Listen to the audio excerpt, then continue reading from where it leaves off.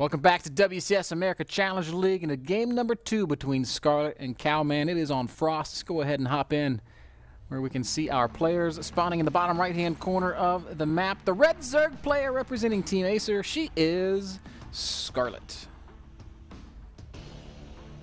Scarlett is an absolute beast of a Zerg player and is definitely the heavy favorite in this series. Her opponent up in the top left-hand corner of the map. The blue Protoss player has admitted to feeling a little bit nervous, but I think can probably put the pieces together. I predict that Cowman is going to be able to bounce back here. You think? You think it's going to win a map? I think I'll win a map. Well, so far we didn't have a single 3-0 series yet, so it is possible, but we do have Canadians winning all around, Ben, and at the end of the day, I think Scarlett is very, very, very strong.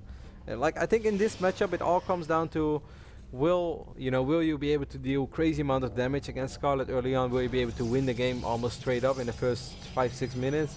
Or will Scarlett get to that phase in the game where she can really excel and she can just be active, spread creep everywhere, and play Zerg like the way you hate it if you have a Protoss heart? Love it if you have a Zerg heart. I was actually just sitting here just amazed at how clean Scarlett's execution was on Habitation Station. I play mutas as well. When I play Zerg versus Protoss, it's my favorite way to play the matchup. And when I play mutas, it's like, okay, I'll attack with my mutas, and now I'll attack with my Zerglings, and then maybe I'll run around with my mutas, and then maybe I'll make some corruptors. So when Scarlett does it, it all fuses together so brilliantly, and it's very fluid. It's not attack with mutas and attack with Zerglings. It's attack with mutas while attacking with Zerglings. And it just, it's executed at a very high level. Scarlett mixing it up a little bit here in game number 2 has gone with the early gas on the back of her hatch first. Which I'm already happy to see, because in the past it was often 4 or 5 games in a row, just these gasless openings, and as strong as they are, Protoss players can do a few things about it as well. But we see that Scarlett likes to mix it up over here. I'm curious to see how much gas she will mine, but I'm pretty sure it will just be 100. Make a few speed links, take some map control, and go up to 3 bases behind that. That's exactly right, Kev. We see her already pulling those drones off, sending them down to the natural, where... She canceled an egg. Yeah, so I think she wanted... That upsets me. Only 4 lings instead of... No, I don't know why she canceled an egg. She's making a 6th ling, too. You promised me flawless play, man. She canceled an egg. Oh, yeah, I don't know what to tell you. I mean, back in the Brood War days, when you started with 4 drones instead of 6, and so 4 pool was a build, and you always knew a player was going to do something crazy because the game would start, you'd see that egg, and then they would cancel the egg, because I guess it's just muscle memory. You start the egg, and then they would cancel it, and then the crowd would always go crazy. It was like, whoa. We see that Scarlett's actually up to something crazy too, Kev. It's not... she's going to make a lot of speedlings over here. I mean, in the previous game, Cowman did open up pretty greedy as he didn't scout, and then eventually his wallet was kind of late. He's only making a single... No, this is a Stargating. Oh, this could be very bad news for Cowman. He is getting a sentry, but if it's so many Zerglings, Ben, a single sentry is not going to be enough. I don't think he's going to have photon overcharge in time. Speed is about to kick in. He will have so little DPS, though, so that even if he has a full wall... Which oh, he is going to have a full wall. It's a start. That's kind of weird, because normally... Is this a full wall? I think so. Yeah, I think so as well. I don't know, man. No, I'm not sure that... I don't think it's a full wall. Scarlett's going to break through here. Oh, it's not a full wall. So you're exactly right.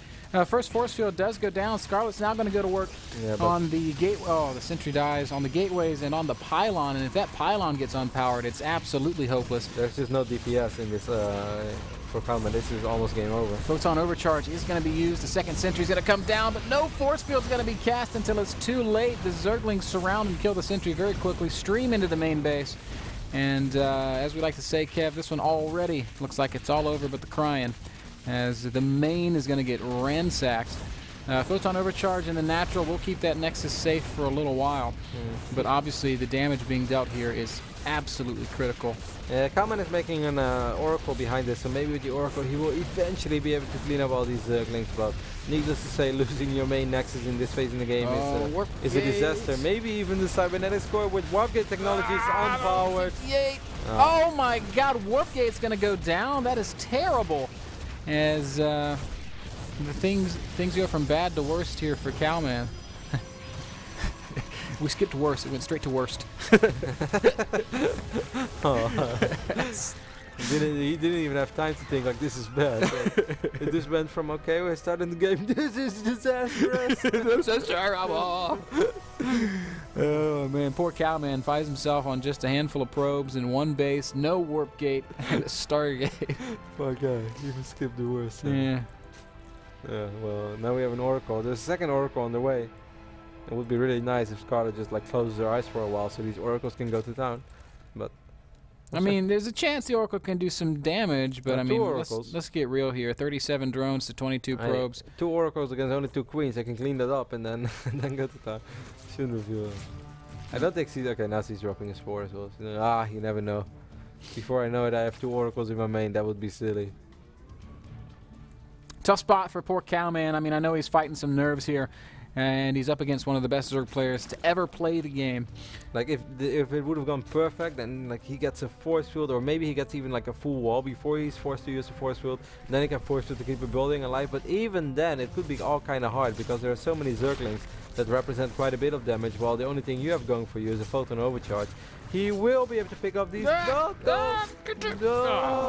misclicks again. Oh, man, poor guy. Nothing coming together for Cowman. Poor guy's just nervous. Yep. Hydra then going down right now for Scarlett and a bunch of Zerglings as well, just to be sure. Perfect follow-up. Absolutely perfect follow-up. Scarlett just knows how to win games. Gonna go Hydronitis. Well, Ben, in all honesty, I think after you kill a Nexus and a Cybercore, you're absolutely right, but you know how to win the game. There's also ways to mess it up. She could try to play slow. She could try to take a third base. She could go up to Nidus. But Hydronitis is in fact going to be the play from Scarlett, and that is just going to pretty much be curtains. There's not going to be any chance of defending it. There's no warp gate. There's no higher tech. There's not even a cyber core that I'm aware of. No, yeah, there is. With warp gate just starting, so an impossible situation for Cowman. First Hydras are on the way. There's a Voidra out on the map. Voidra and Oracles are going to try to do something on the other side of the map, but with the queens that are there, with the spore crawlers that are already morphed in, here come those first Hydralisks. They might actually be able to work. Did he see the Nidus network? I don't think it changes a whole lot if he sees it or not. Nidus going down slightly outside of the natural. Cowman even sees it. Scarlett just doing it within his vision. Cowman decides to warp in a second target, but he's currently supply blocked as well. This is a horrible moment for him to be supply blocked. Can't even start an additional Void Ray. Yeah, maybe if he would have seen it immediately, he could have at least bought time with him for himself and pick up that Nidus network a few times with the Void Ray he had. But Photon Overcharge is going to be casted. That's obviously not going to make a whole lot of a difference. Scarlett is also very slowly floating forward with an Overlord, which could give another Nidus entrance into the main base. But poor guy can't catch a break. No. This was not his game. Void Ray wants to be a hero, but it's not going to happen. Down it goes. As we can see all the pieces kind of coming together for Scarlett. She's about to find herself up 2-0 in this series. Scarlett perhaps realizing that we're going to have a long night, trying to show us some solace. Here come the Hydras. Photon Overcharge has been renewed, but it's probably not going to matter. Queens, Hydras, Zerglings all just streaming in. There's nothing that does really good AoE damage. Oracles are going to go down very quickly. The Void Rays have no chance against the Hydras, and that's going to be GG. Cowman taps out.